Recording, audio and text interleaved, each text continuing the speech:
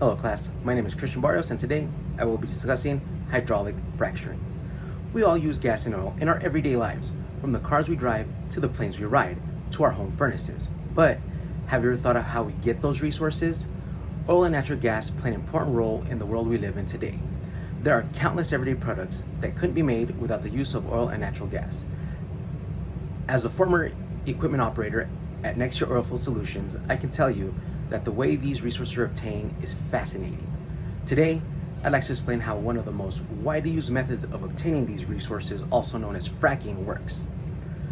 I will discuss many different ways oil and gas are used in everyday lives, the preparation process, and finally, the pumping process. According to Samir Davila, author of Oil and Gas Industry for Beginners, oil and gas are used in over 100 different things. Chances are you use one of these things in your daily lives. The way most people know and use oil and natural gas are gasoline, propane, oil, jet fuel, and even the electricity you use is generated with gas power generators. So if you have an electric vehicle, chances are it was powered with a gasoline generator. The different ways that they're used that you most commonly don't hear about are things such as lubricants, candles, tires, nail polish, footballs, soap, ink, adhesive, and countless more. Here's a list of almost 200 ways oil and natural gas are used.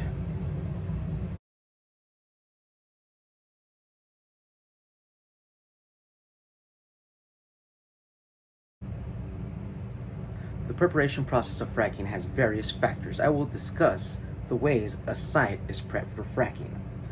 Before any fracking can start, a hole must be drilled.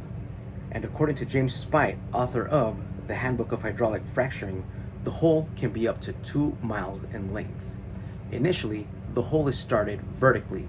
It goes down past the aquifers and then slowly transitions to horizontally. After that, they fill the hole with a metal tubing and fill it with cement to avoid contamination. After all that, they put a wellhead on the drilled hole. There are many machines and tools and resources that must be in place for the site to be ready. As stated by Jacqueline George, author of Fracking 101, A Beginner's Guide to Hydraulic Fracking, the main component of any fracking fleet are pumps.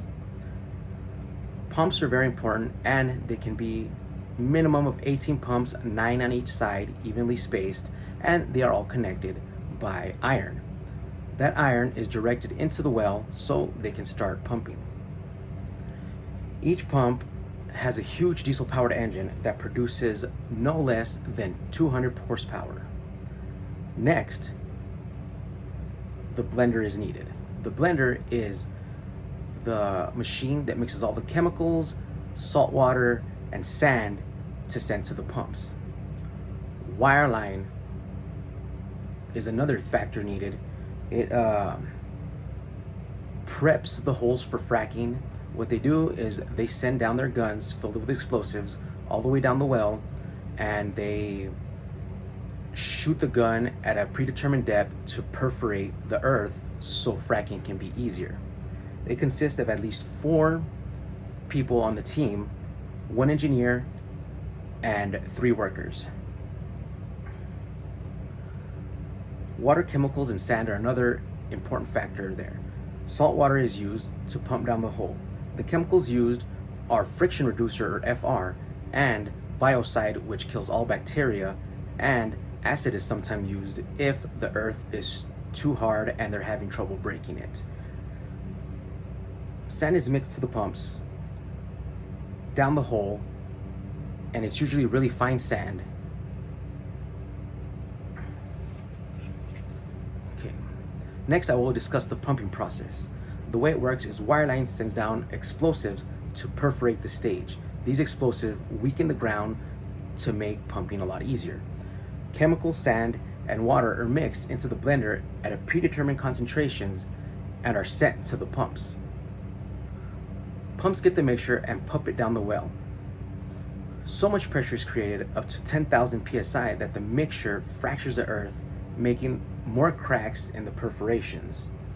The sand then fills these cracks and holds them open so natural gas and oil can seep out. When the pumping process is complete, Wireline sends down a plug at the end of the stage, and after the plug, they set it and then they prep the next stage for fracking, and they set off their explosives, and the process is repeated until everything is fracked and all the oil is being ready to release. Today I discussed the many different ways that oil and gas are used in everyday lives. The preparation process of these wells and the pump process. Everyone has heard of fracking, whether you're for it or against it. The science behind it is amazing. We do not realize how much we use oil and natural gas, and fracking plays a big role in obtaining those resources. As the author of Fracking and the Environment, Daniel Soiter, said, many people hear the word fracking and automatically think controversial topic, but what they don't realize is that the process of fracking is an extremely interesting one. Thank you.